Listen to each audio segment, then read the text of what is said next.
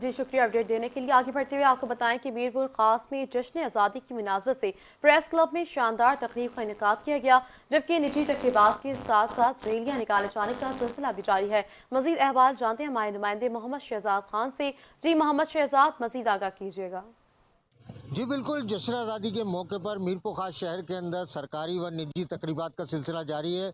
मीरपुर खास press club पर भी जश्न आज़ादी के हवाले से एक भरपूर तकरीब का जो कि यहाँ पर इनेकाद किया गया है, जिसमें DIG मीरपुर खास, इसके अलावा ज़िला कौंसिल के चेयरमैन मीर अनवर अली टालपुर, इसके अलावा कमिश्नर मीरपुर खास, मेयर मीरपुर खास, इसके अलावा SSP मीरपुर खास, डिप्टी कमिश्नर मीरपुर खास और दीगर जो है कि अफसरान ने जो है कि शिरकत की।